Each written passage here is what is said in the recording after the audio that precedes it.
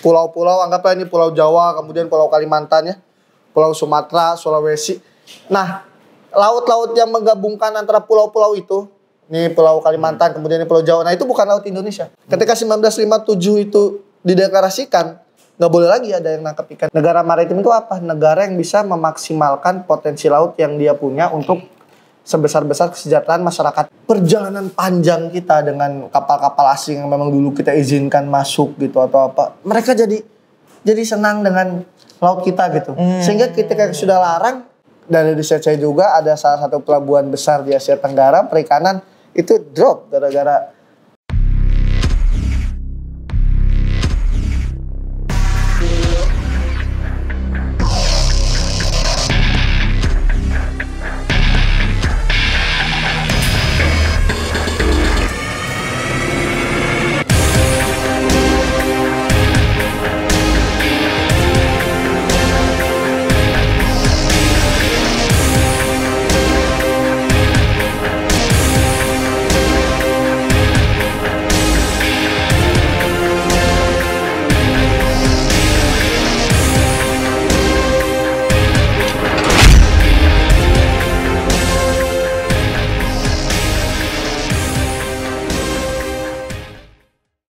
Selamat pagi, Assalamualaikum warahmatullahi wabarakatuh. Selamat datang kembali di Top Secret, topik sekitar cerita presiden terdahulu, menguak cerita tanpa rahasia.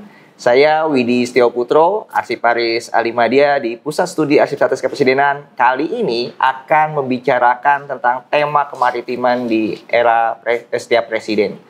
Tentunya nanti kita akan berfokus pada kebijakan perikanan. Bagaimana cerita kebijakan perikanan di setiap era presiden. Nah, hari ini sudah ada narasumber, seorang peneliti, seorang expert di bidang kemaritiman tentunya, khususnya terkait dengan perikanan, yaitu Mas Anta Maulana Nasution SPI MHan. Selamat pagi Mas Anta. pagi. Sehat Mas? Alhamdulillah. Baik, Mas Anta ini lahir di Bandung ya Mas ya? Di Jakarta. Oh, di Jakarta, tapi tinggalnya di Bandung. 15 Agustus 93 dan saat ini bekerja di BRIN dan banyak sekali hasil riset atau penelitian dari Mas Anta ini. Mas Anta sendiri S1-nya di Pajajaran ya, di Unpad. Jurusan Perikanan dan S2-nya di Unhan. Universitas Pertahanan. Nah, ini mungkin agak menarik ya, dari S1-nya perikanan, kemudian keduanya S2-nya pertahanan. Bagaimana menghubungkan pertahanan nasional dalam konteks perikanan juga. Baik, sahabat arsip, kita akan berbicara banyak hal pagi hari ini. Tapi sebelum kita memulai fokus tema atau diskusi hari ini, saya mungkin mau mengutip sedikit tentang quote dari Presiden Soekarno. Bisa ditampilkan? Jadi Mas Anta, pidato Presiden Soekarno tahun 64 ini sudah menyampaikan. Jadi bagaimana kita mau menjadi satu bangsa kalau tidak ada hubungan laut, tidak ada jiwa pelaut, aktivitas laut, oleh karena tanah air kita ialah satu tanah air kepulauan. Jadi dari presiden pertama kita sebenarnya sudah perhatian sebenarnya Mas Anta ya terhadap kelautan ya, bidang kemaritiman. Kemudian dilanjutkan Presiden Soeharto sampai dengan Jokowi yang poros maritim dunianya. Nah, mungkin Mas Anta bisa cerita mulai dari awal. Bagaimana sih awal kebijakan kemaritiman khususnya perikanan di setiap presiden? Ya. Makasih Mas Widi. Ini saya ada semangat ini kalau ngomongin laut, semangat memang. Karena ya tadi ya kata Bung Karno juga kan, ya bagaimana kita mau disatukan ya.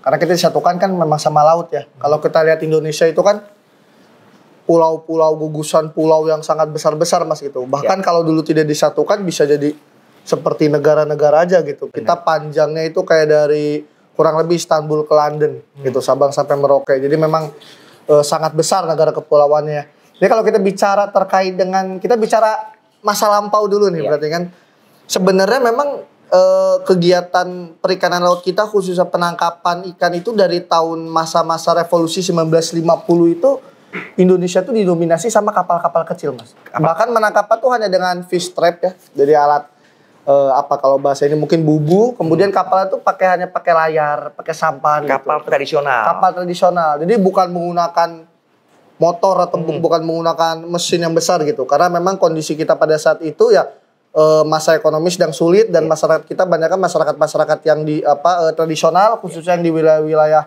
pesisir gitu. Jadi memang kalau hari ini teman-teman mungkin banyak kedengar perikanan kita itu didominasi kapal-kapal sama perikanan skala kecil, ya memang betul sampai hari ini gitu. Mungkin teknologinya sudah berbeda, tapi memang sejarah nggak bohong gitu. Memang dulunya memang kita seperti itu 1950 tuh. Jadi bahkan saya mungkin nggak mau berbicara data berapa persen atau apa, saya ada, cuman secara gambaran besar memang kita tuh dimulai dari hal yang sederhana lah perikanan kita gitu. Kemudian kalau teman-teman mungkin ingat yang paling dekat-dekat dari tahun 1950 itu ada namanya Deklarasi Juanda ya. Ya. Nah, 1957. 1957. Jadi teman-teman sebelum Deklarasi Juanda itu Indonesia yang tadi kita gambarkan itu pulau-pulau, anggaplah ini Pulau Jawa, kemudian Pulau Kalimantan ya, Pulau Sumatera, Sulawesi. Nah, laut-laut yang menggabungkan antara pulau-pulau itu, ini Pulau Kalimantan, kemudian ini Pulau Jawa. Nah, itu bukan laut Indonesia. Perairan internasional. Perairan internasional. Kapal semua boleh masuk, kapal ikan negara lain boleh nangkap apa. Kemudian Pak Juanda, pada masanya Pak Juanda 1957, dideklarasikanlah itu. Walaupun banyak yang menolak. Itu secara internasional. Banyak protes. Betul, banyak protes. Karena semua merasa terugikan kan. Ya. Kemudian kita deklarasikan bahwasannya jadi laut-laut yang mengelilingi Indonesia itu adalah milik Indonesia. Kemudian ditambah dengan teritorinya 12 mil. Gitu. Dari pulau terdepan 12 mil. Nah, apa dampaknya? Nah, waktu itu udah ada gejolak tuh waktu awal di perikanan laut. Jadi kalau teman-teman tahu, kita kan dulu terakhir sama Jepang ya. Iya. Jadi Jepang itu memang sudah nangkap ikan sampai ke wilayah Banda, wilayah laut Flores, wilayah Timor, Laut Sawu kalau sekarang. Nah, itu mereka nangkap ikan di sana. Ketika 1957 itu dideklarasikan, nggak boleh lagi ada yang nangkap ikan di walaupun belum diratifikasi di PBB dan lain sebagainya. Belum, karena memang itu kan nanti berapa puluh tahun ke depannya dengan UNCLOS itu. Kemudian kita tetap pede aja, maksudnya Indonesia meneguhkan dirinya sebagai bangsa maritim ya. Kita pede kalau kita udah deklarasi Juanda ya itu laut kita, ya jangan coba-coba nangkap di sana gitu. Akhirnya waktu itu beberapa kali Jepang masih kapal-kapal ikannya ya masih nangkap, ya ditangkap sama kita gitu. Akhirnya terjadi protes keras dari Jepang. Nah inilah jadi akhirnya kan terjadi apa bahasanya kebingungan lah maksudnya kan, karena mungkin negara-negara lain khususnya Jepang menganggap loh ini apa sepihak, ini bukan peraturan internasional gitu kan. Terjadi gesekan kecil gitu. Karena kitanya juga tegas gitu dengan walaupun kalau kita lihat alutsista kita pada masa itu masih belum seperti sekarang ya gitu. Cuman kita sudah keluarkan deklarasi Juanda dan kita tegas gitu. Kita stop dulu di situ tentang bagaimana usaha diplomasi dengan Jepang. Nanti kita akan fokuskan di situ. Tapi kita kembali ke awal ketika Presiden Soekarno. Ternyata sebelum deklarasi Juanda sebenarnya Presiden Soekarno itu juga sudah fokus terhadap dunia maritim dengan dia membentuk beberapa lembaga. Ada Dewan Maritim, ada Kemenko Kemaritiman tahun 60, bahkan ada Musyawarah Maritim, penetapan Hari Maritim pun di era Presiden Soekarno. Bahkan saya masih ingat Soekarno itu dijadikan saya lupa, Laksamana atau apa saya lupa. Saya lupa ada gelarnya. Ada gelarnya maritim gitu ya yang diberikan kepada Soekarno. Nah, Mas Anta tuh melihatnya seperti apa di era itu? Saya kalau berbicara pandangan Bung Karno pada saat itu ya, karena kan Bung Karno juga bisa kita sebut sebagai orang yang menggaungkan kemaritiman ya. Karena Bung Karno sangat sadar pada saat itu bahwa kita disatukan meskipun kita berbeda pulau, berbeda bahasa, yang menyatukan tadi yang dikutip sama Mas itu, yang menyatukan kita adalah laut. Sehingga Bung Karno berpikir bagaimana laut ini menjadi penghubung dan bagaimana kita memanfaatkan, memaksimalkan laut ini karena kekayaan kita memang ada di laut. Dan bisa bayangin nggak ketika tahun itu awal-awal masa-masa revolusi, ketika tadi bicara tahun 1950, teknologi masih sangat kurang, kemudian mungkin pendanaan keuangan negara kita juga masih Habis itu baru selesai agresi militer Belanda 2 gitu kan. Kita diribetkan dengan pertahanan keamanan saat Betul, itu, segala serangan dari macam, luar, ya. belum lagi ada gejolak di dalam negeri gitu kan. Sehingga saya memahami kondisi waktu itu, tapi setidaknya Bung Karno memberikan fondasi gitu.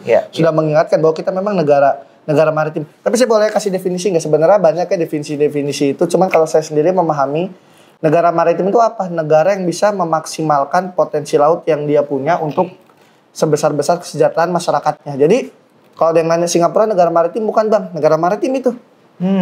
Wah, dari mana pulau? Bukan cuma satu pulau kecil, lautnya kecil, tapi dia bisa memaksimalkan potensi pelabuhannya. Jadi belum tentu negara yang lautnya besar disebut sebagai negara maritim kalau dari definisi saya. Kalau negara kepulauan betul, karena kita bisa berdebat dalam UNCLOS, ya kan. Kalau sebagai negara bahari betul, bahari kan laut ya, bahrun. Bahkan ini mah kalau dalam Al-Quran ya, sebagai orang Muslim ya, bahrun itu disebut kurang lebih darat ya, bahrun laut. Laut itu disebut kurang lebih 70% kata, 70 sampai 71% kata bahrun itu di dalam Al-Quran, dan bar itu 29%. Jadi 2/3-nya itu yang disebut dalam Al-Quran, ayat bahrun itu yang menggambarkan tentang bahrun laut itu 2/3, dan darat itu 1/3-nya. Dan faktanya di dunia 2/3-nya adalah lautan. Bumi ini sepertiganya adalah daratan. Jadi memang kita laut. Jadi Indonesia tuh gambaran dunia. Karena kan kita 2/3-nya lautan ya, kayak gitu. Oke, baik. Sahabat arsip, kita coba lihat contoh arsip yang kita punya yang ada di Arsip Nasional ya. Di sini ada Undang-Undang Nomor 19 Tahun 61, bisa ditunjukkan ya. Persetujuan atas 3 konvensi Jenewa tahun 58 mengenai hukum laut. Artinya sebenarnya di tahun 61 tadi ya, ini berlanjutan dari deklarasi Juanda tentunya tahun 57. Lalu ada proses di situ berjuang tanda kutip ya sampai akhirnya tahun 82 sebenarnya di UNCLOS gitu ya. Nah, ini bagian dari usaha Presiden Soekarno tentunya ya. Kemudian kita bisa lihat lagi nah ini ada foto sebenarnya nih. Ini ada foto tahun 53 ya, Presiden Soekarno dan Ibu Fatmawati melihat pameran bidang maritim dan hasil-hasil perikanannya. Nah, ini ada nih. Jadi sudah marak juga ya, sudah marak bagaimana pameran bidang kemaritiman tahun 53 sebenarnya. Di tengah kondisi yang masih sangat sederhana dan lain sebagainya. Sebenarnya di Arsip Nasional banyak nih, Pak. Mas Anta. Jadi foto-foto kapal tradisional, bagaimana usaha perikanan, itu banyak. Dan itu ditunggu untuk riset. Untuk riset. Ini ya. Oke. Nah, ada satu lagi. Ini sebelum kita nanti ke era berikutnya, di sini juga saya menemukan arsip yang menarik di sini. Jadi ini ada foto-foto ketika pelelangan, penjualan ikan. Di sini ada di arsipnya M. Yamin nomor 373, yaitu ceramah Kepala Jawatan Perikanan Laut Pusat. Di sini jadi ternyata di tahun 59 pun kalau kita baca ya pidato ini cerita ingin memfokuskan menguatkan kembali bidang perikanan, khususnya bidang perikanan di tahun 59, dan dia mengajak untuk membentuk koperasi gitu loh. Karena nelayan tuh dianggapnya masih sendiri-sendiri gitu. Nah, artinya memang perjuangan untuk meningkatkan kesejahteraan, balik lagi tadi. Narasi konsep soal negara maritim adalah bisa mesejahterakan, itu sudah mulai terpikirkan gitu ya. Iya, jadi memang sudah cuman memang kalau kita lihat secara konteks pada saat itu karena era teknologi kemudian digitalisasi ya bisa disebut belum ada ya gitu. Jadi kita melakukan apa yang kita bisa gitu untuk bangun. Karena memang komunitas-komunitas perikanan kebetulan saya sering riset di wilayah pulau-pulau saya nggak mau nyebut terluar bahasanya, tapi bahasa saya adalah pulau-pulau terdepan. Karena mereka lah terdepan, pulau itu hilang, mundur garis batas kita gitu kan, mereka yang terdepan. Itu banyak sekali komunitas-komunitas nelayan, bahkan sejarahnya. Jadi dari kakeknya, dari laut-laut tangguh gitu. Jadi bukan yang hanya hari ini gitu.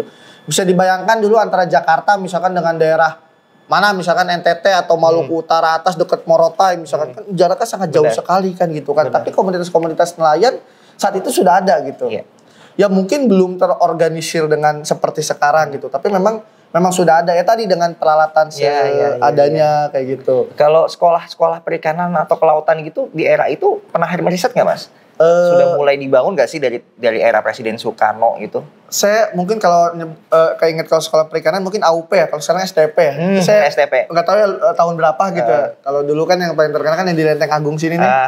Apa Akademi Usaha Perikanan itu sekolah tinggi perikanan ya. Bisa kalau sekolah pelayaran kan udah lama. Pelayaran udah lama STP, ya. Iya, pelayaran mungkin udah AUP lama. juga sama sudah lama, saya kurang tahu juga ya kapan didirikannya gitu. Nah, berarti ini bisa jadi materi penelitian ya bagaimana perkembangan dari pendidikan terkait dengan perikanan. Oh iya, vokasi. Gitu, Iya benar-benar terkait ya, dari benar. tahun berapa sih sebenarnya ya? Iya. Tapi kalau dilihat dari beberapa arsip memang beberapa kali Presiden Soekarno itu berpidato di sekolah pelayaran. Pelayaran, betul, gitu. betul. Jalan Feva Jayamahena itu kan? Iya. Oke, baik sahabat arsip, itu terkait dengan di Presiden Soekarno ya. Kita berlanjut ke Presiden Soeharto nih. Jadi kita masuk ke masa era berikutnya. Tapi sebenarnya memang kalau kita bicara Presiden Soekarno nggak akan ada habisnya juga nih kalau bicara dengan maritim. Tadi dengan bagaimana kebijakan-kebijakannya, dan sebagai informasi Pusat Studi Arsip Strategis Kepresidenan itu sudah punya namanya Guide Arsip Presiden Soekarno dan Kebijakan Kemaritiman. Jadi di periode tahun 45 di tahun sampai 1967. Jadi bagaimana melihat, kita sudah tampilkan beberapa arsip terkait dengan kebijakannya, bagaimana penguatan bidang politik, pemerintahan, ekonomi, pertahanan, dan lain sebagainya. Nah itu nanti bisa dimanfaatkan oleh sahabat arsip. Nah masuk ke Presiden Soeharto. Jadi tadi menarik Mas Anta bahwa di awal Presiden Soeharto ini menjabat saat itu ya, melanjutkan gitu ya. Awalnya memang belum presiden ya, pejabat presiden gitu ya, tahun 68. Jadi ada satu arsip nanti bisa ditunjukkan juga laporan kepada Presiden Soeharto tentang perundingan perikanan dengan Jepang 13 Juni 68. Di sini ada laporan dari Profesor Dr. Insinyur Muhammad Sadli kepada Presiden. Ini karena tadi sudah ada Jepang, deklarasi Juanda dan lain sebagainya. Ini kita harus keras nih ke Jepang nih, karena Jepang bolak-balik ngambilin ikan kita nih. Nah jadi kayak si Prof Sadli ini ngasih tahu ke Presiden, udah kita harus keras. Dia mau nerima apa enggak? Nah ini di tulisan Mas juga sempat ya, ada tulisan bagaimana proses perundingan itu hingga menjadi sebuah agreement gitu. Gimana Mas? Betul. Jadi memang itu tahun 2023 saya nulis jurnal terkait dengan ekonomi politik pembangunan perikanan ya. Intinya pasang surutnya bagaimana gitu kan.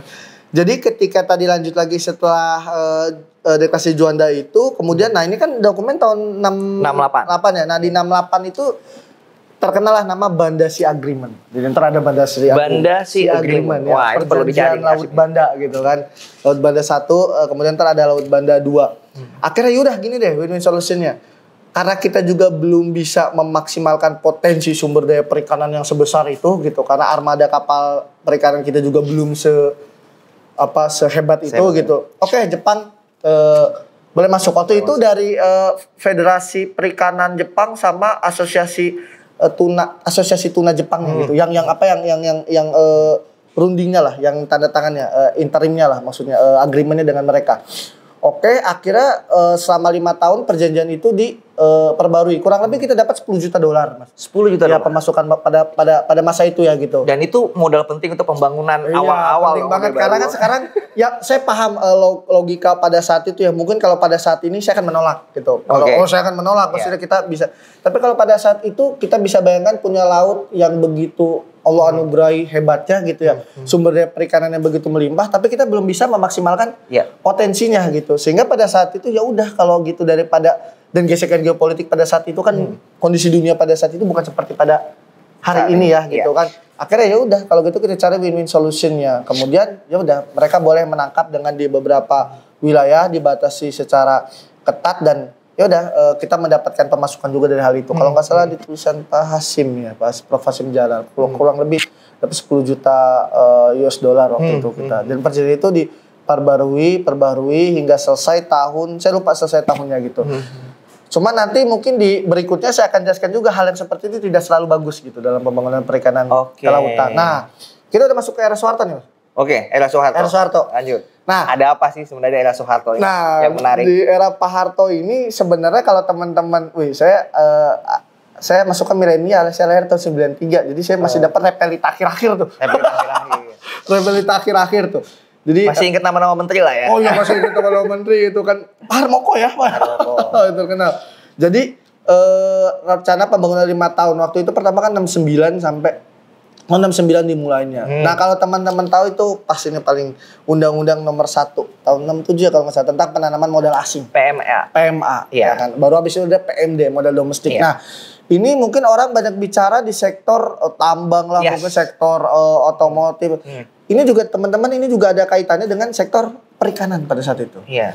Jadi yang tadi saya ceritakan perikanan kita yang awalnya sangat-sangat tradisional, kemudian dengan adanya penanaman modal asing waktu itu masuk dana dari Jepang, kemudian World Bank, kemudian Asian Development Bank gitu kan, kemudian mulailah dikenal dengan namanya joint venture. Jadi tidak boleh buka perusahaannya sendiri gitu, tapi harus bergabung dengan atau membuat perusahaan perikanan juga yang ada di Indonesia. Kurang lebih ada belasan waktu itu perusahaan-perusahaan yang dibangun dan salah satunya ada juga pembudidayaan mutiara juga. Nah, mulai bangkit tuh dikit demi sedikit.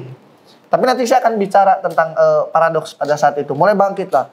Kapal-kapal yang Bu Susi sering bilang pelarangan trawl kenapa mulai masuk trawl secara masif. Pukat harimau. Betul. Pukat harimau, Pursen itu di laut-laut utara Jawa, kemudian di bagian timur Sumatera, Selat Malaka ya. Itu mulai masuk industri perikanan dikit demi sedikit mulai menggeliat lah industri secara secara besar ya, modal-modal asing yang tadi saya sebutkan kemudian mulai masuk. Kemudian ada juga akhirnya mulai pembangunan seperti tempat pelelangan ikan. Oke. Pasar ikan. Kita kan tahu SD Impres ya. Iya. Impres apa? Instruksi Presiden. Nah, pasar ada Impres juga. Pasar Impres ada. Mulai itu dibangun tuh. Saya sering kok main ke daerah-daerah ya tadi karena riset saya banyak di pulau-pulau terdepan gitu, pulau-pulau kecil gitu ya ke daerah. Itu masih ada tulisan old school-nya. Pasar Impres gitu di dekat pelabuhan. Wah, ini zaman-zaman Soeharto nih, pasar instruksi Presiden. Nah, itu mulai bisa disebut mulai bangkit, mulai aware. Tapi secara rezim politik pemerintahan kita, teman-teman, Departemen Perikanan itu belum ada. Kita masih di bawah pertanian. Jadi kalau kita lihat gini Mas, pada zaman Soeharto itu 83 dimulai itu ada Departemen Kehutanan, koreksi kalau saya salah. Dia pecahan dari Departemen Pertanian. Tapi perikanannya belum ada, tetap di bawah Direktorat Jenderal Perikanan. Muncul tahun berapa? Muncul baru 1999. Itu pun namanya Departemen Eksplorasi Laut. Berarti di era Presiden Gus Dur. Baru abis itu berubah langsung Departemen Kelautan dengan menterinya saat itu almarhum Pak Adik. Bukan Rohmi Dahuri, Rohmi Dahuri Bu Mega ya? Adiknya Pak Mohtar Kusubatmaja, Pak kakaknya Pak Mohtar. Koreksi kalau saya salah. Saya pernah ketemu, aduh ya Allah lupa. Jadi ini beri catatan buat sahabat arsip. Artinya Kementerian Kelautan baru ada di eranya Presiden Pak Gus Dur. Abdurrahman Wahid atau Gus Dur. Oke, lanjut Mas. Berarti ada awalnya pertanian tadi ya? Ya, jadi di tahun di masa Orde Baru itu kita belum sekuat itu. Walaupun tadi saya jelaskan mulai ada investasi asing, mulai ada pemerintah mulai membangun perikanan secara kalau bahasa militer kalkulasi tempur untuk armada lautnya mulai masuk gitu kan, unit-unit pengolahan ikan mulai dibangun. Cuma secara rezim politik kita masih di bawah Dirjen. Beda dengan pertambangan yang dari masa Orde Lama pun udah ada Departemen Pertambangan. Kemudian Departemen Kehutanan 1983. Nah, tadi saya bilang menggeliat, seperti kelihatan menggeliat. Memang ekonomi perikanan, ekonomi laut memang mulai menunjukkan taringnya. Tapi disinilah hal buruk terjadi. Tahun 19, nah kalau ini harus saya lihat nih, Kepres nomor, kadang karena Kepres itu jangan salah sebut ya nanti kalau ini kan. Benar, itu ada peraturan Presiden nomor 39 tahun 1980.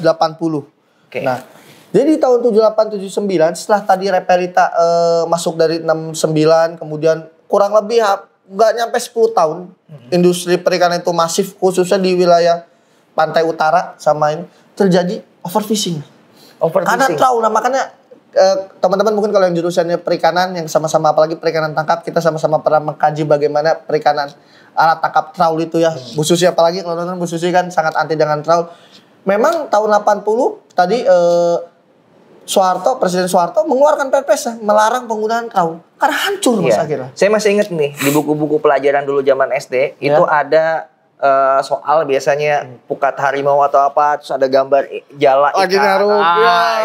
Jadi saat itu saya sebab meluruskan lagi. Jadi dengan masuknya modal asing tadi, kemudian mulai lihat, tapi ada dampak negatifnya. Betul. Dan ada overfishing di situ. Overfishing. Ini mungkin yang buat sahabat asing yang nggak tahu overfishing itu artinya sebenarnya yang namanya sumber daya ikan itu kan ada waktunya juga ya, untuk ada batasnya. Bisa itu. Walaupun kan ikan bisa bertelur lagi dan lain sebagainya, tapi ternyata itu ada aturannya seperti itu. Betul. Jadi secara biologi kita belajar juga. Walaupun saya sebenarnya basic saya memang anak sains, anak biologi, cuman sekarang karena bidangnya udah tata kelola, jadi saya ketika ngomongin tata kelola saya selalu memikirkan unsur biologinya, ya kan? Mix lah gitu. Jadi memang kalau benar lagi kan Mas, ikan itu betul lagi. Teman-teman dalam bidang sumber daya ini ada namanya potensi maksimum lestari. Jadi berapa batas ambang batasnya? Ketika kita sudah melebihi itu, kita terjadi di sebuah wilayah terjadi namanya overfishing.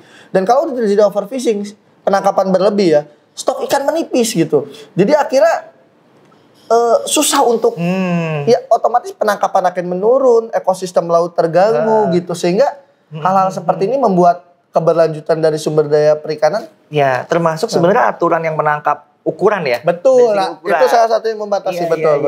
Oh, kita kalau cerita ini bisa panjang. Itu saya juga. Tapi ternyata di tahun 80-an tadi udah ada kebijakan untuk mengatur itu. Iya, jadi dilarang karena terjadi overfishing tadi ya di wilayah pantai utara. Akhirnya bagaimana caranya biar kita kembali, bahasanya mungkin ya, bagaimana caranya agar kita mulai berpikirlah masalah keberlanjutan. Mulai berpikirlah masalah keberlanjutan, bagaimana ini gitu. Uang banyak cuman ikan habis. Karena Mas, pantai utara dan Malaka itu kan bukan perairan kayak saya di timur. Dulu saya pernah dinas di pusat penelitian laut dalam di Ambon waktu itu kan. Memang kalau di timur laut kita ribuan meter Mas. Ratusan meter langsung slope ke bawah. Kalau di pantai utara kan enggak. Kedalamannya mungkin, koreksi kalau saya 40, 60, 70 meter gitu kan. Kebayang nggak dikeruk habis kayak gitu? Iya. Itu Mas lagi nyelam di bawah juga kalau ada keangkut semua itu. Semua keangkut, itu nggak ada urusan mesize atau apa. Karena kalau udah trawl bottom kan ada mid, ada up, bahasa ada perikanan ada up. Itu ke garuk semua. Nah, Presiden Soeharto mengeluarkan itu, udah jangan ada lagi walaupun pada saat itu mengeluarkan, potensi sumber daya laut kita juga belum terkelola secara maksimal ya, khususnya di wilayah Indonesia Timur. Gitu. Oke Mas Hanta, kita tadi banyak bicara tentang perikanannya ya. Kita coba saya mau flashback lagi soal ketika di era Soeharto ini kita tahu ada UNCLOS. 1982 tuh. 1982. Mungkin tadi di awal Mas Hanta menjelaskan soal deklarasi Juanda, tapi sebenarnya prosesnya panjang untuk bisa menjadi sebuah yang diakui gitu ya, diakui oleh seluruh dunia. Bagaimana yang awalnya kita punya laut itu 3 mil dari setiap pulau, dan di tengah-tengah laut itu kemudian jadi perairan internasional, tapi sekarang lautnya posisinya adalah dari pulau terluar, pulau terdepan kalau sekarang ya, bahasa pulau terdepan. Kemudian berapa zona ekonomi eksklusif? 200. Artinya itu wilayah kita. Nah, kita punya hak berdaulat di sana. Kita bisa memanfaatkan potensi. Sebelum ke dampak, keuntungan dan lain sebagainya, Mas bisa cerita nggak prosesnya itu seperti apa sih? Itu kan proses panjang ya. Saya harus salah satu akhirnya di Bandung itu, karena saya orang Bandung. Jadi kalau teman-teman yang orang Bandung ini tahu flyover Pasopati.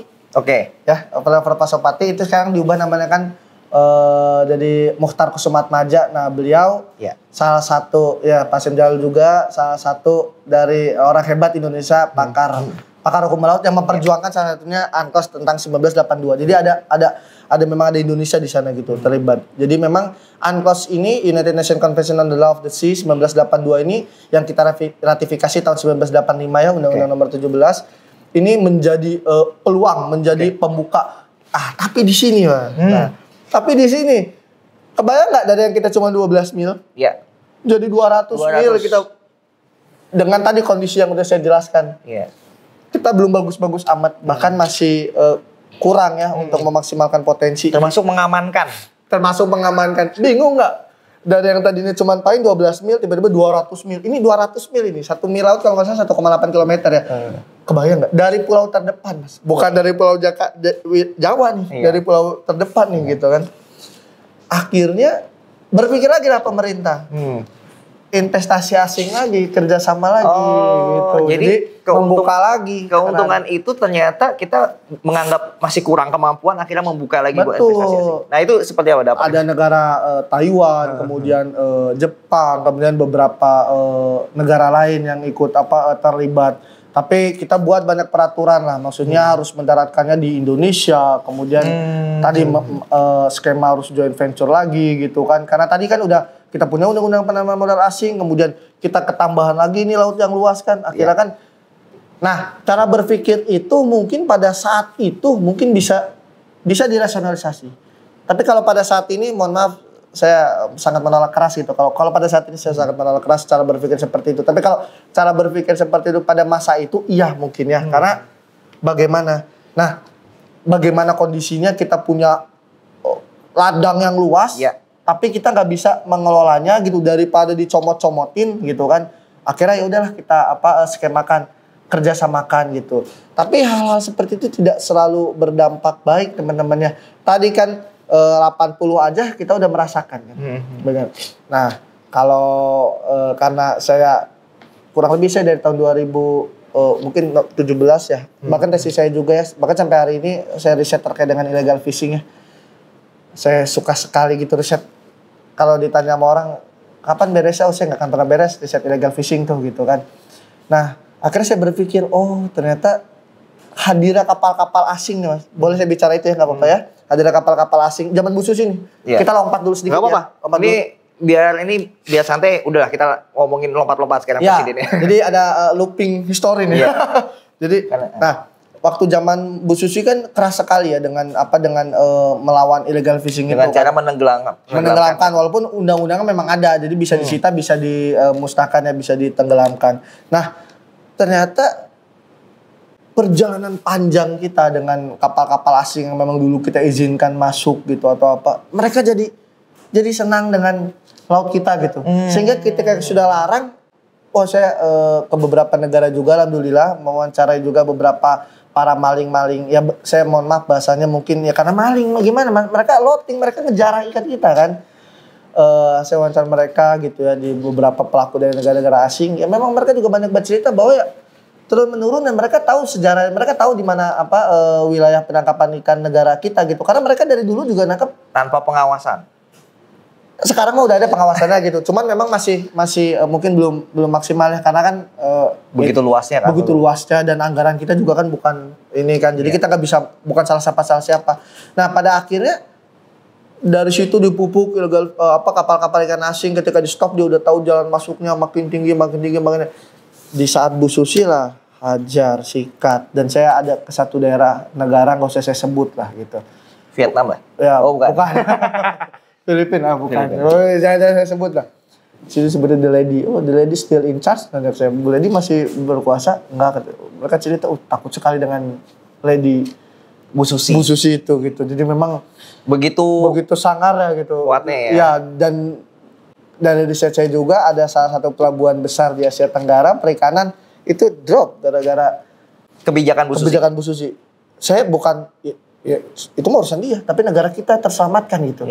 Karena ternyata selama ini mereka banyak ya sumber potensi ikannya, stok ikannya banyak ngambil dari negara kita gitu maksudnya. Oke, Mas Hanta. Jadi ini sebagai informasi sebagai untuk sahabat arsip bahwa potensi kelautan di negara kita begitu besar. Betul. Potensi perikanan, dan ternyata memang belum, tanda kutip, belum bisa dimaksimalkan. Iya. Ada usaha-usaha untuk memaksimalkan dengan cara tadi pembentukan kementerian salah satunya gitu kerjasama penanaman modal dan lain sebagainya. Tapi ternyata juga tidak bisa menyelesaikan banyak persoalan, termasuk illegal fishing.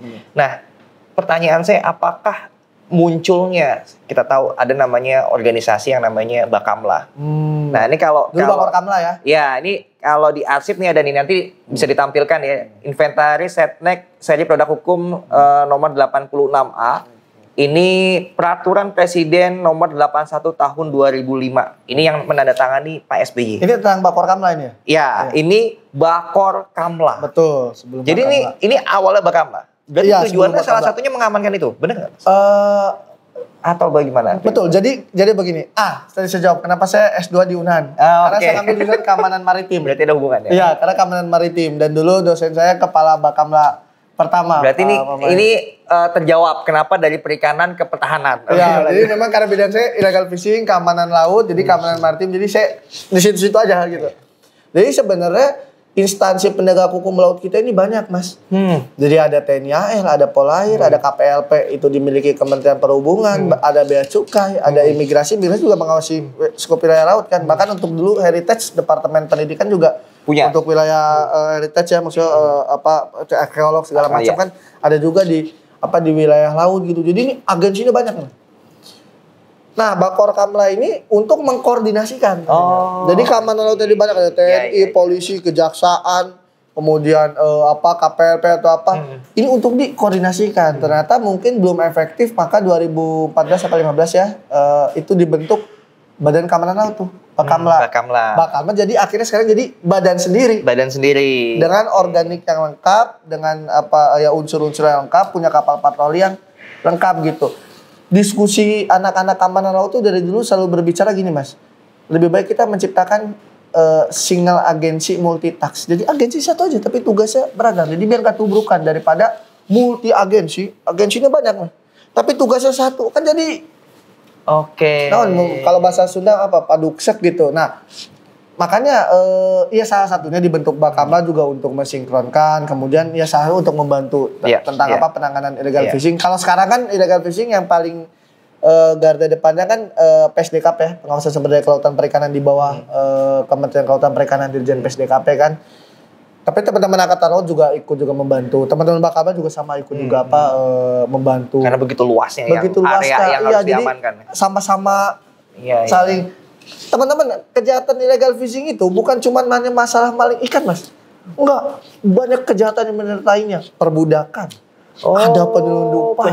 Iya. Bahkan sekarang udah disebut sebagai transnational fisheries crime. Jadi kalau orang tahunya cuma transnational organized crime, ya kejahatan lintas nasional secara termasuk organisasi. narkoba. Bahkan pengiriman narkoba melalui kapal-kapal ikan yang siluman gitu. Jadi kejahatan ketika kita bicara illegal fishing bukan hanya perikanan aja di dalam, tapi ada kejahatan-kejahatan lainnya juga gitu. Dan lintas negara. Dulu zaman Bu Susi pernah ditangkap tuh yang ditenggelamin di Pangandaran, kalau teman-teman ke Pangandaran tuh.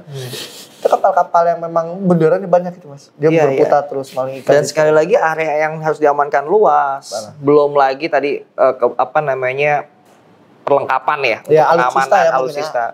Belum lagi kita bicara soal mental pejabatnya misalnya atau petugasnya yang bisa disuap misalnya. Betul. Misalnya, ini masih PR besar ternyata ya. PR besar. Makanya saya ketika bicara pengelolaan sumber daya kelautan perikanan, kenapa pikiran saya selalu ke Bu Susi ya. Walaupun Bu Susi ada pro ada kontranya, tetap sama. Cuman setidaknya beliau itu menetapkan 3 pilar besar ya, kedaulatan, keberlanjutan, dan kesejahteraan. Jadi ya udah. Walaupun waktu itu ada satu jurnal, Mas, jurnal internasional, bukan jurnal kaleng-kaleng. Scarpello kalau nggak salah namanya. Saya baca itu berulang-ulang. Dia orang Selandia Baru dari New Zealand, peneliti di sana. Itu nulis jurnal itu terkait intinya kenapa Bu Susi tidak jabat pada periode 2. Padahal kita tahu semua kan. Iya. Dulu saya kuliah perikanan tahun 2011. Jurusan apa tuh? Di mana tuh? Pas Bu Susi naik jabat itu jurusan perikanan kelautan, masyhur. Saya kuliah di mana? Perikanan gitu kan. Bu Susi gitu kan. Iya. Jadi gini, Mas, saya coba mau bukan merangkum sih. Apakah pendekatan struktural dengan cara pembentukan kementerian, pembentukan Bakamla, apakah itu menjadi salah satu cara gitu yang tepat? Atau ada pendekatan-pendekatan lain yang harus dilakukan juga? Artinya nggak hanya melulu struktural ya, membentuk kementerian, soal anggaran dan lain sebagainya. Mas, saya kurang suka tuh yang begitu-begitu. Jadi struktural kan nama birokrasi ya, nama panjang lagi ya. Koordinasi lagi ya. Saya udah pusing tuh kalau dengar kata koordinasi di Indonesia tuh, sinergis di Indonesia. Jadi sebenarnya yang paling penting adalah bagaimana kita memaksimalkan potensi dari masyarakat itu sendiri. Saya sering nulis, saya sering diskusi lah gitu ya, sharing. Saya bilang pada hakikatnya nelayan kita adalah nelayan tradisional. Jadi kalau negara kita mau maju dalam bidang perikanannya, muliakan itu nelayan tradisional gitu. Penuhi kebutuhannya. Apa? Jangan sampai ketika sebuah program atau sebuah apa dibuat malah menindas apa nelayan tradisional atau nelayan kecil gitu, atau masyarakat pesisir yang hidupnya memang dari laut gitu.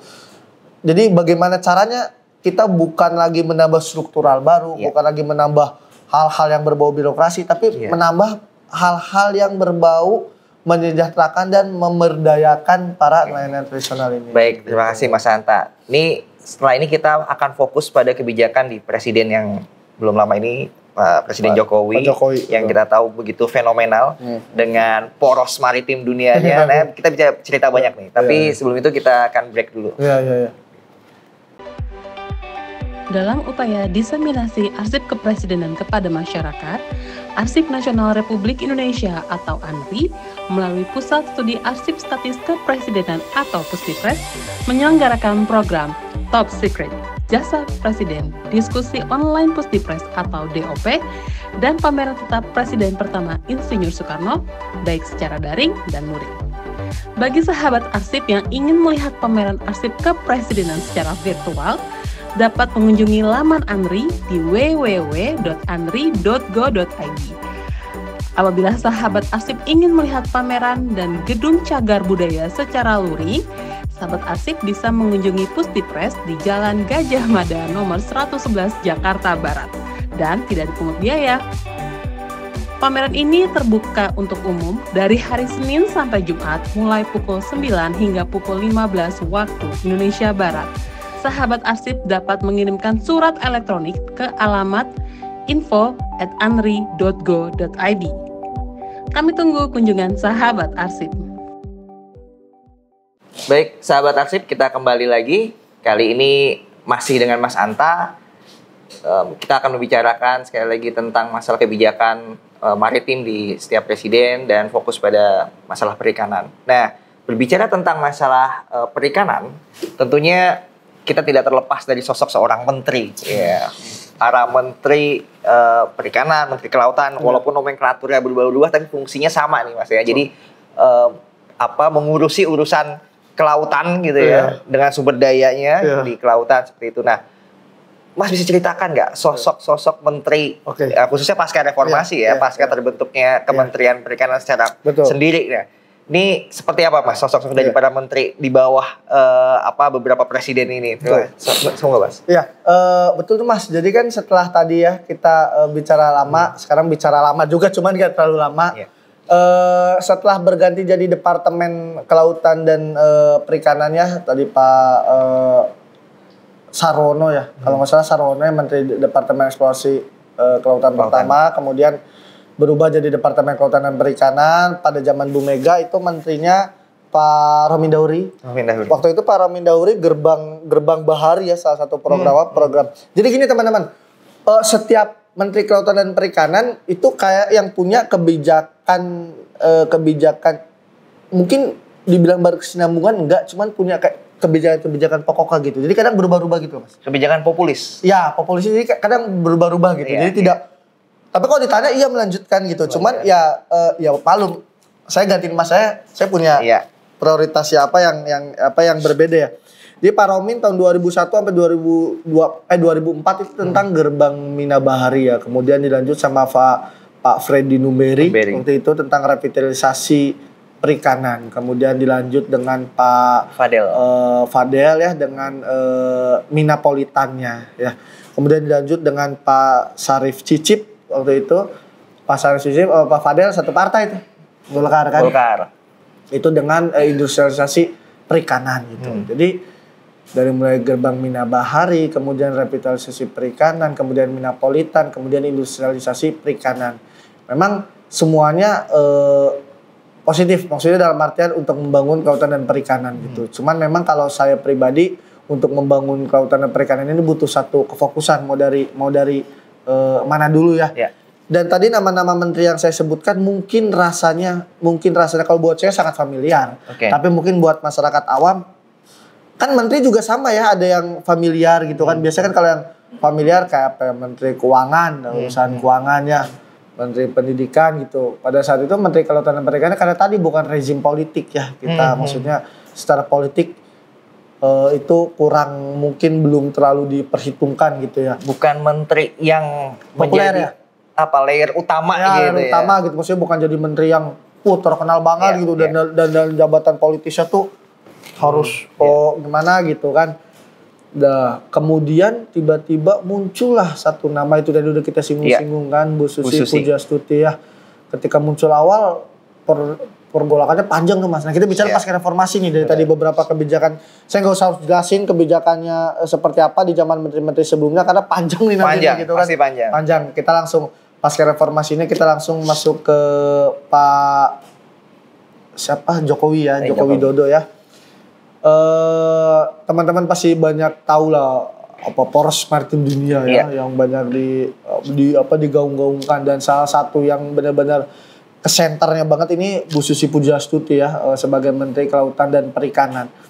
Kenapa bisa begitu? Nah, ini pertanyaannya. Kenapa kok bisa tiba-tiba Bu Susi, terlepas dari mungkin pas awal fenomenanya seorang perempuan gitu, kemudian siapa sih beliau gitu kan, pendidikannya SMP gitu kan, ada bahasa SMP bisa jadi menteri. Hati-hati Bu Susi, seorang yang tangguh, pengusaha itu maksudnya gitu kan, dan memang mentalnya juga bukan kaleng-kaleng gitu. Dan basicnya memang seorang pengusaha perikanan ya di Pangandaran sana. Jadi ketika mulai Pak Jokowi 2014, Presiden Jokowi 2014 tentang poros maritim dunia kan ada beberapa pilar tuh kan. Kemudian kita mulai punya tuh namanya Perpres tentang KKI, kebijakan kelautan Indonesia tuh. Kita punya kan jilid 1, kemudian saya jilid 2 gitu kan. Kita nggak usah ngebahas itu, ntar panjang, ntar kalau ngebahas itu. Padahal saya mau nanya, jadi gimana kelanjutannya sekarang? Ya itu kan, saya jadi Oke. Nah, kita balik lagi aja ke bagaimana formulasi kelautan perikanan pada saat Pak Presiden Jokowi jilid 1 itu ya, pas zamannya Bu Susi Pujiastuti. Jadi ini perlu digarisbawahi teman-teman, kondisi tadi kalau saya bahas illegal fishing, kita memang sudah parah pada saat itu gitu. Kemudian industri perikanan kita juga rasa-rasanya itu bukan jadi industri yang populer pada saat itu gitu kan.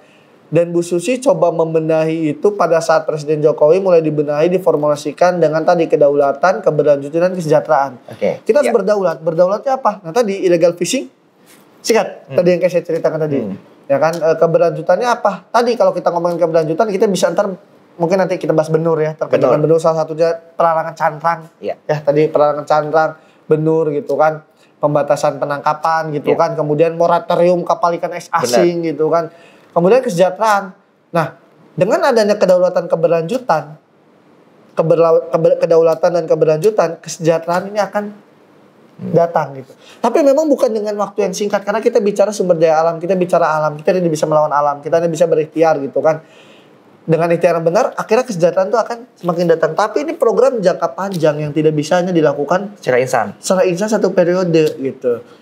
Masuklah periode kedua ya, teman-teman tahu kan waktu itu apa yang terjadi gitu, dengan fokusnya ya, fokus benur yang di awal-awal itu. Wah, itu saya uring-uring marahnya itu bukan main. Saya maksudnya maksudnya setelah pergantian menteri ya kan, ada perubahan kebijakan. Tapi rasanya memang kayak gini ya Mas Menteri ini sekarang. Terus saya diganti. Pas sertijab saya akan bilang, nanti kebijakan Mas yang bagus-bagus Bapak akan saya lanjutkan. Ternyata belum Bapak tentu pulang apa itu? Oke, ini sahabat nasib mungkin bisa penekanan. Salah satunya kebijakan pelarangan ekspor benur, yaitu benih bibit lobster. Benih lobster bibit lobster. Jadi sebagai bayangan, harusnya yang diimpor itu kan udah dalam bentuk besar. Betul. Lobster yang siap makan gitu ya, bahasa sederhananya, saya bukan orang perikanan. Tapi ternyata ada potensi yang menguntungkan gitu ya buat para nelayan ini ngambilin yang lobster masih kecil-kecil nih. Kecil-kecil. Nah, ternyata itu dilarang sama Bu Susi karena bisa mengganggu keberlanjutan. Jadi benih-benih yang harusnya bisa kita kembangkan, budidayakan gitu. Nah, ini masuk konsep hilirisasi sebenarnya. Jadi kalau mau dijual tuh sebenarnya ya udah yang udah versi besarnya, tapi kenapa yang kecil? Karena memang pasarnya menguntungkan di situ. Tahu harga satu kecil yang ini, saya lupa ya, mutiara apa yang apa, karena saya terlibat, bukan terlibat dalam ekspor, bukan. Maksudnya waktu pas kasih itu kita harusnya kita ngomong, kita ikut masukan juga segala macam gitu kan. Segini itu pas sampai di negara Vietnam. Itu, ya memang sebetulnya Vietnam, sebetulnya Vietnam itu 135.000. 135. Dari sini kirim 120 sampai 150.000. Wow. Segini.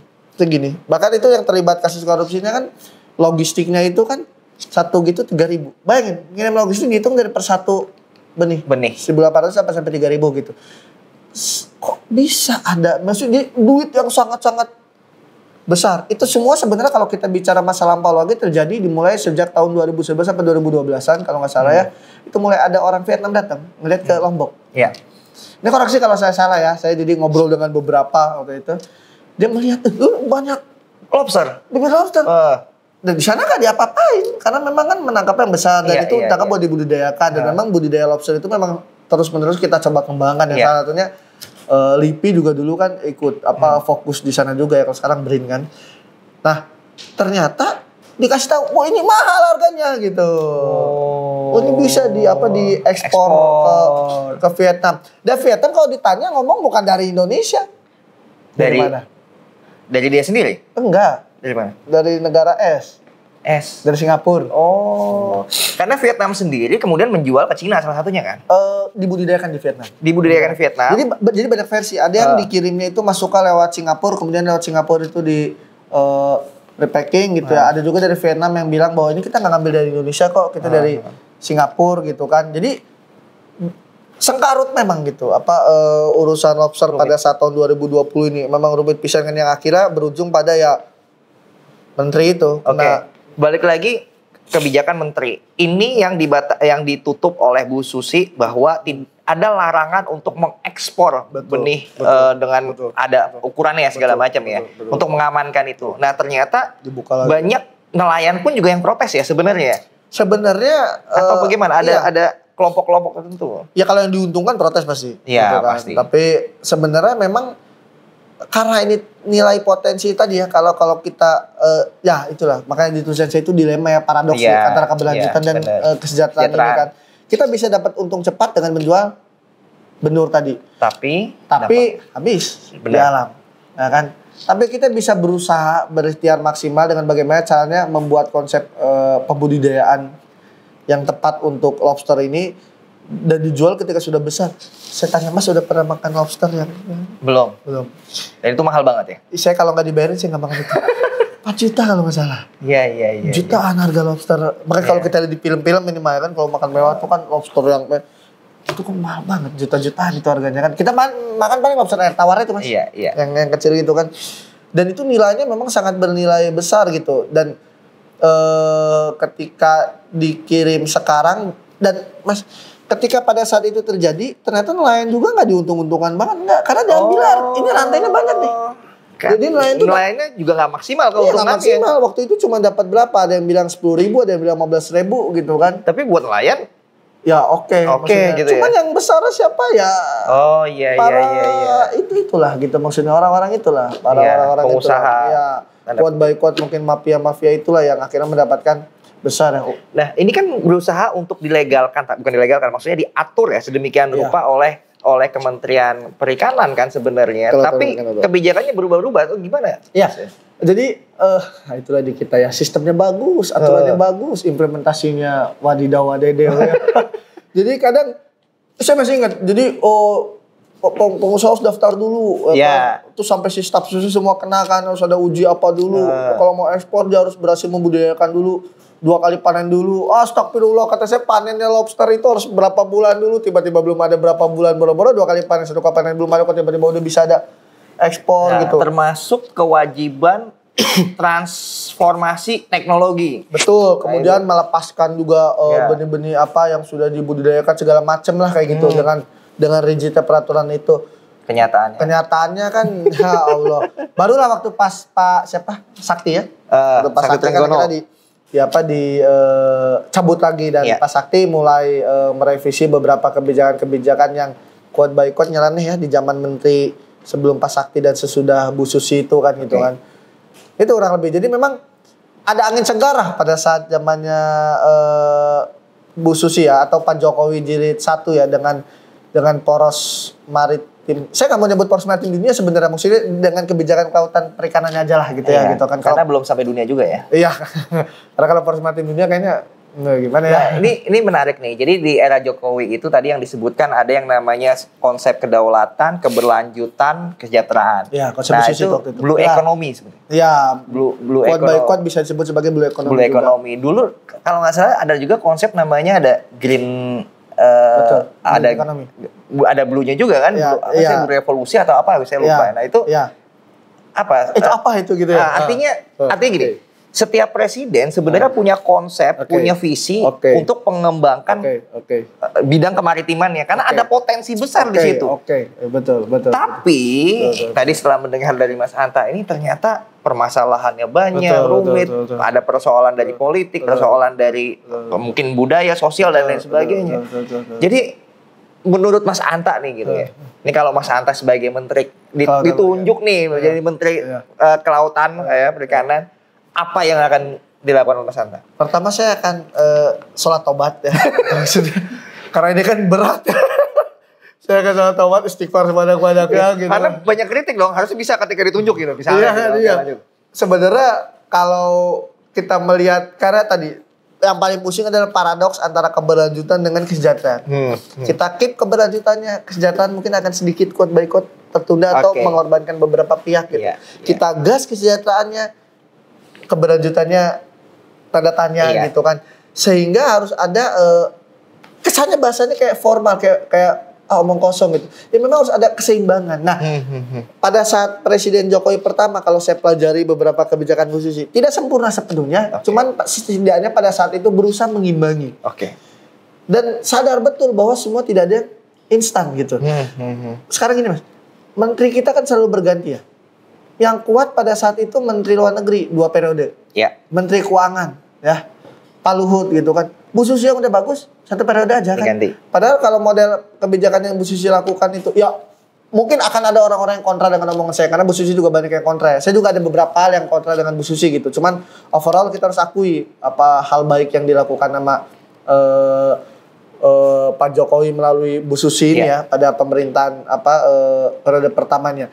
Sehingga ketika mencoba membuat antara keseimbangan antara keberlanjutan dengan kesejahteraan ini akan membutuhkan waktu.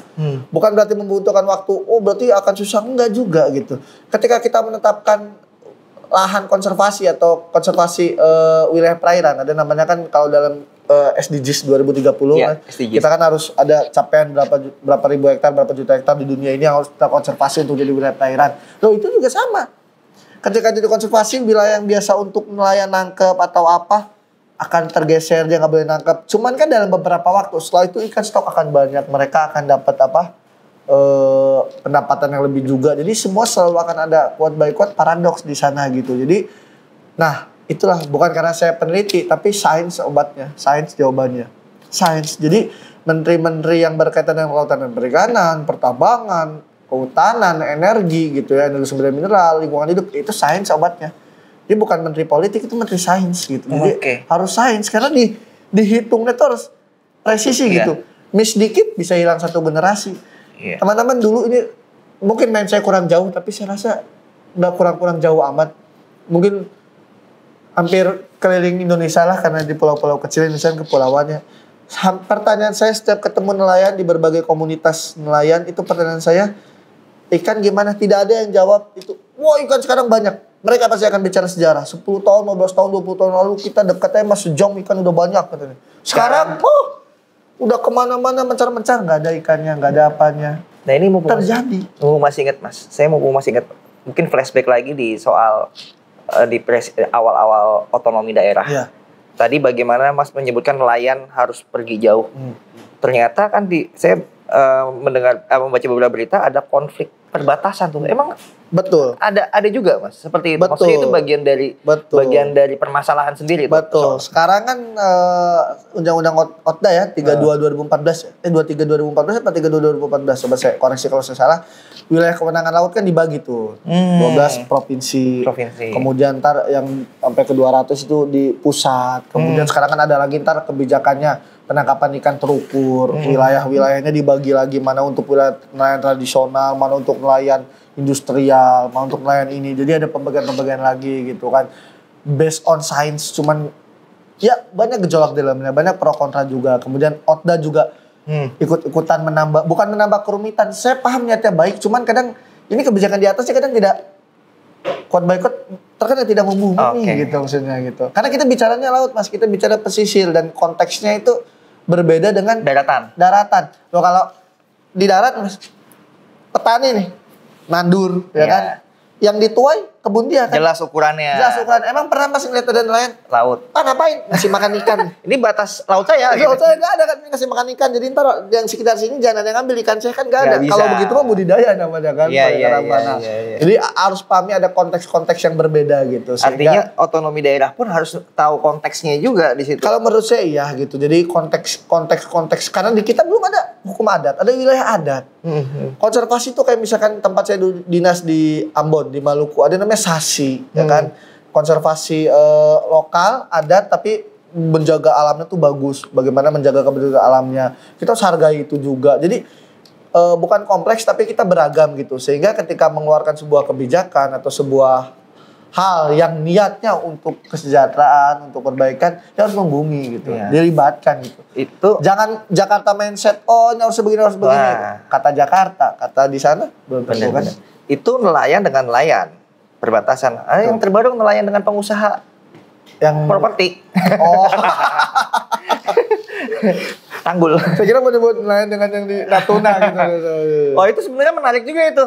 Iya. Kalau misalnya sekarang dengan konteks geopolitik sekarang gitu kan, bagaimana China dengan 9 dash line-nya gitu kan, itu berpengaruh juga gak sih Mas terhadap nelayan itu? Ini bisa panjang lagi nih sebenarnya. Ini bisa satu tema sendiri sebenarnya. Singkat aja deh. Singkat aja ya. Jadi gini, tahun 2024 saya di Hamburg waktu itu. Jadi saya ikut salah satu kegiatan. Jadi kita merumuskan tentang policy brief waktu itu.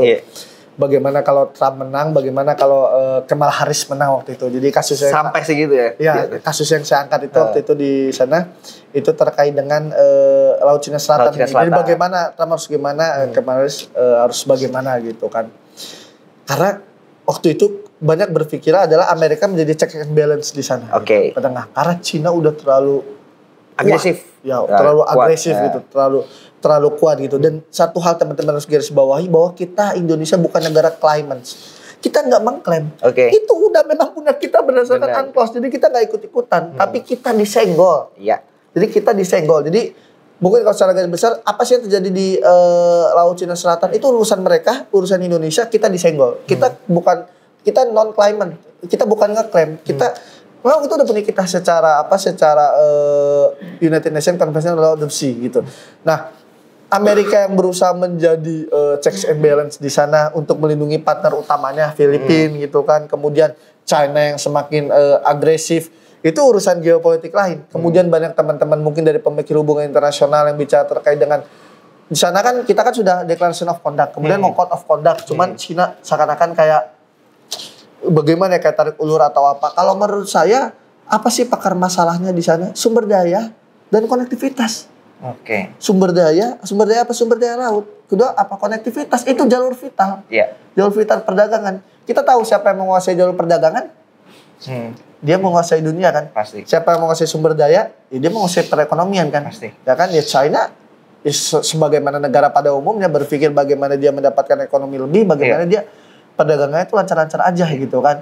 Ya, Amerika sebagai negara yang hari ini masih disebut sebagai negara adidaya ya, superpower. Jadi berusaha menunjukkan taringnya bahwa saya masih kuat untuk mengimbangi, dan gesekan-gesekan itu sering terjadi. Alhamdulillahnya kalau dengan Indonesia mungkin tidak terlalu banyak, hanya intrusi-intrusi yang dilakukan oleh kapal-kapal Coast Guard China yang masuk ke wilayah kita, kemudian kapal Vietnam. Mungkin terakhir saya pernah ngobrol sama satu nelayan Vietnam yang masuk ke wilayah Indonesia dan ditangkap di penjara gitu ya di Indonesia. Dia bicara sama kita bahwa sebenarnya mereka itu tidak terlalu tahu juga, dalam artian mereka tuh bilang tekongnya ya kita kesana udah dapat izin gitu dari orang sana yang katanya udah bekerja sama dengan Indonesia ya, scam di sana lah gitu kan. Ada yang bilang bahkan saya tahun 2017 2016 apa 2017 waktu itu ke Vietnam itu bersama Angkatan Lautnya. Sayang fotonya hilang. Saya nggak akan pernah lupa itu. Jadi dari Angkatan Lautnya udah presentasi, tapi kalau di bahasa Indonesia kan kira-kira begini. Kalau ingin nelayan negara Anda manusiakanlah nelayan negara kami. Gitu. Karena waktu itu kan Vietnam yang paling banyak ditangkap pada saat zamannya dan mereka ngeh gitu. Dan mereka nggak bisa apa-apa ya karena mereka salah gitu. Jadi terkesannya itu bukan urusan kami, itu urusan nelayan aja gitu. Tapi dari nelayan sendiri bilang, enggak kok, kita di backingi juga kok, kita boleh juga diarahkan ke sana. Alasannya apa? Alasannya sumber daya mereka udah habis, kita masih banyak. Jadi ini permasalahan sumber daya sama kayak ini, mohon maaf rada ngalor ngidul. Semua bilang Gulf War, perang di Timur Tengah, Middle East terjadi karena apa? Semua karena sumber daya kan intinya. Ngomongin apa, ini kan sumber daya kan. Sama, itu juga intinya karena sumber daya gitu kan. Iya, tapi yang menarik Mas Anta bahwa ini kita berlanjut ke presiden berikutnya, Presiden Prabowo. Pas belum lama setelah pelantikan datang ke Cina, menandatangani perjanjian memaksimal bekerja sama gitu kan, wilayah Laut Cina Selatan itu yang kemudian diprotes banyak pakar gitu kan. Itu sama saja mengakui 9 days line-nya Cina itu gitu. Nah, kalau Mas Anta gimana saat itu gitu? Ini saya jangan bicara yang Prabowo, tapi yang ini mirip-mirip. Iya. Jadi dulu kita pernah dengar mau diklaim namanya Laut Natuna Utara. Oke, iya. Nah, pas dengar waktu pas ada Kemenko Marves, Laut Natuna Utara. Kayaknya cuma beberapa hari aja, langsung hilang kan. Berubah lagi orang nyebut Laut Cina Selatan. Karena ada protes keras dari China apa segala macam. Menurut saya persoalannya adalah karena persoalan ekonomi ya. Kita terlalu ibaratnya kita punya kerjasama yang besar dengan negara China juga. Kemudian kita juga berpikir bahwa kita masih membutuhkan investasi dari negara mereka juga. Sehingga tadi ada paradoks di belakang. Jadi ada dilema-dilema yang kalau kita terlalu keras nanti ekonomi investasi tidak selaras, tidak lancar, bagaimana? Ditagih utangnya gitu. Ya ditagih. Kereta cepat gimana kabarnya ya kan? Tidak ke rumah saya tuh 20 menit dari rumah saya tuh. Ya kan? Saya belum nyobain itu. Masa udah mau gulung tikar? Jangan dong. Oke. Jadi soal itu ya. Nah, balik ke zaman Prabowo. Jadi setelah tadi kita bicara zaman Soekarno, Soeharto, termasuk tadi kita menyinggung soal di Gus Dur, SBY, ya beberapa presiden tadi. Mungkin karena ada yang beberapa yang singkat gitu ya, jadi dan waktunya terbatas, jadi memang kita tidak bisa mendetailkan setiap masing-masing presiden, tapi paling nggak sudah secara umum. Nah, Mas melihat kebijakan Prabowo dalam bidang kemaritiman itu seperti apa? Karena di era Jokowi tadi yang Mas sampaikan, terutama yang di periode pertama ya, bahkan deklarasinya setelah kemenangan pun di kapal menggambarkan maritim gitu kan, kemaritiman, kembali ke laut, kemudian tadi poros maritim dunia, kemudian kita ada Menko sendiri terkait dengan maritim.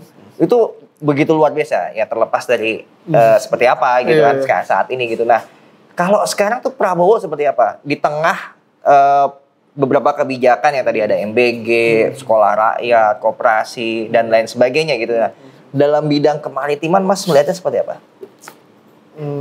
Kalau posisi saya sendiri masih wait and see ya, tapi saya melihat karena Menteri Kelautan Perikanan ini Pak Sakti ya, dan sudah dari zamannya Pak Jokowi dan bilangnya keberlanjutan.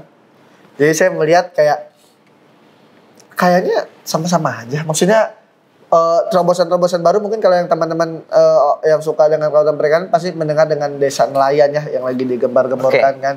Kemudian koperasi merah putih yang kita belum tahu bagaimana nanti hasilnya. Arahnya juga sebenarnya kan nelayan sebenarnya. Iya kan gitu. Satunya nelayan kita juga belum tahu ya. Cuman jangan tanya saya, Mas bagaimana pandangan koperasi dan nelayan? Jangan ntar saya ngomongnya terlalu ini. Itu mah entarlah itulah gitu. Belum bisa menilai lah. Ya belum bisa, cuman entarlah nilainya gitu. Tapi kan sudah ada sebenarnya kebijakan yang mau mengarahkan ke sana. Ada arahnya. Jadi saya sih optimis. Maksudnya optimis dalam artian karena kita melihat bahwa sudah 10 tahun di masa pemerintahan sebelumnya sudah digariskan dalam artian sudah banyak bicara tentang laut dan ikan gitu ya, tentang kemaritiman. Insya Allah kayaknya nggak nggak mungkin tertinggal, walaupun di awal-awal ya mungkin karena tadi ya ada program prioritas kayak makan bergizi gratis dan program-program lainnya, dan dengan kabinet yang sangat besar gitu ya, dan maritimnya dihilangkan gitu ya. Iya. Jadi ngeliat ada suatu kemunduran sedikit gitu, cuman kayak mudah-mudahan mantul ya, jadi muntang-teng gitu. Jadi mudah-mudahan mantul ya gitu dengan beberapa program-program. Karena kalau saya lihat Menteri Kelautan Perikanan yang sekarang, Pak Sakti tadi, dia kan udah menjalankan dari sebelumnya. Berarti kan udah seharusnya udah bukan fresh lagi, tapi udah tahu nih berarti apa yang kurang, apa yang apa. Harusnya bisa lebih. Iya, cuman masalahnya Pak Sakti punya kekuatan bargaining politik. Nah. Ya, itu nanti ya belum gabung partai politik ya.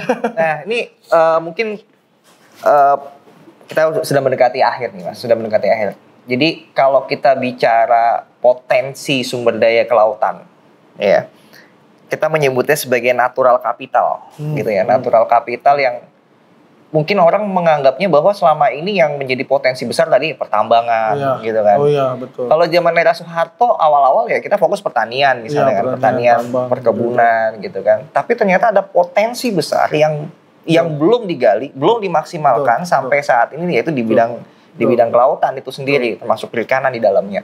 Nah, Mas pernah mengukur nggak sebenarnya? Jadi di tengah kebutuhan kita akan anggaran, di tengah kebutuhan kita defisit dan lain sebagainya, tapi sebenarnya ada potensi yang belum digali. Nah, sebesar apa sih, Mas? Mungkin Mas bisa menjelaskan dengan bahasa baik gitu. Nah, itu seperti apa, Mas? Jadi intinya potensi dari sumber daya kelautan dan perikanan, sumber daya laut lah intinya gitu. Cuma saya nggak mau jadi orang yang berbicara kita punya kekayaan besar, saya nggak mau ya. Cuman yang saya pahami aja, yang saya pahami dari perjalanan saya mungkin kurang lebih ya masih awam lah, saya kurang lebih 10 tahun inilah saya keliling-keliling Indonesia gitu ya, melakukan riset segala macam di pulau-pulau, hidup bergantung dengan laut.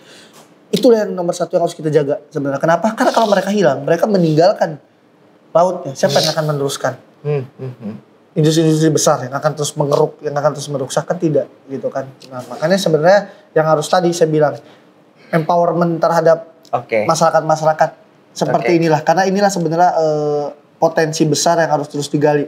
Terlepas dari tadi sumber daya lautnya gitu, tapi kalau kita bicara sumber daya laut atau banyak, bicaranya jadi kayak kalau anak-anak biologi kita negara mega biodiversity, cuman apa what next gitu kan? Iya, benar. Ya, menarik. Baik, Mas Anta, mungkin sebagai closing statement nih dari kesimpulan kita, mungkin kita tadi waktu memang nggak cukup untuk mengungkap satu persatu gitu ya, kebijakan kemaritiman khususnya perikanan di setiap presiden gitu ya. Ini sebenarnya lebih ke acara ini, Mas.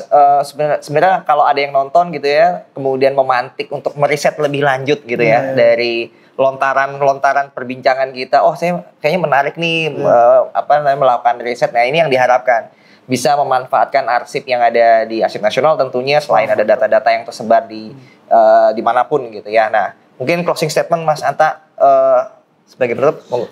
Closingnya simpel aja. Mungkin ke depan saya yakin itu bukan ada di dulu darat lah menghidupkan laut. Bagaimana caranya darat itu menghidupkan laut. Tapi ke depan saya yakin laut lah yang menghidupkan daratan. Sebagaimana para leluhur kita dulu ya, bangsa-bangsa pendiam, bangsa-bangsa yang ada di Indonesia ini sebelum jadi Indonesia, bagaimana laut itu menghidupi daratan.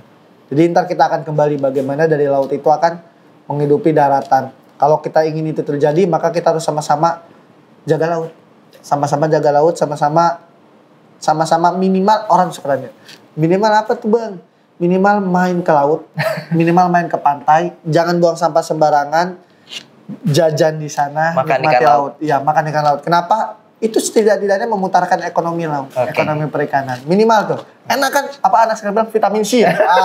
Itu vitamin C. Tapi bayar, jangan mau gratisan aja ya. Iya, baik. Terima kasih Mas Anta, luar biasa. Jadi itu sahabat arsip bagaimana kebijakan dari presiden-presiden terkait dengan kemaritiman, dan memang masih banyak persoalan lah yang harus diselesaikan gitu ya.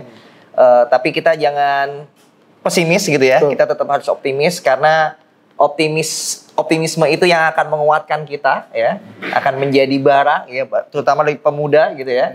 Dan jangan, tadi seperti yang disampaikan Mas Anta, jangan meninggalkan laut, minimal gitu ya, main-main ke laut. Minimal. Suka kan main laut. Suka ke laut gitu kan, liburan ke laut, makan ikan laut untuk menghidupkan saudara-saudara kita di para nelayan seperti itu ya Mas Anta ya. Dan jangan buang sampah itu. Dan jangan buang sampah Itu ya, sembarangan. itu aduh penyakit jangan Ya, sampai. itu yang paling penting. Nah, sebagai penutup saya akan membacakan satu quote nih, pidatonya Presiden Soekarno.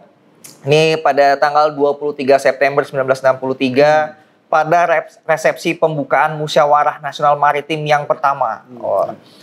Indonesia tidak bisa menjadi satu negara yang kuat sentosa, sejahtera, jikalau kita tidak menguasai pula samudra. Jikalau kita tidak kembali menjadi bangsa bahari, bangsa pelaut sebagai kita kenal di zaman bahari. Bapak Ibu, sahabat arsip, terima kasih sudah menyaksikan Top Secret kali ini. Jangan lupa kami sedang membangun zona integritas sehingga kami tidak menerima sumbangan dalam bentuk apapun ya. Kita menolak gratifikasi. Sekali lagi dukung kami Pusat Studi Arsip Statistik Kepresidenan dalam membangun zona integritas. Sekian dari saya, kurang lebihnya mohon maaf. Saya Widi Setio Putro, sekian. Sampai bertemu di Top Secret berikutnya dan jangan lupa saksikan juga konten-konten lainnya dari Arsip Nasional di channel YouTube, juga ada di Instagram dan media sosial lainnya.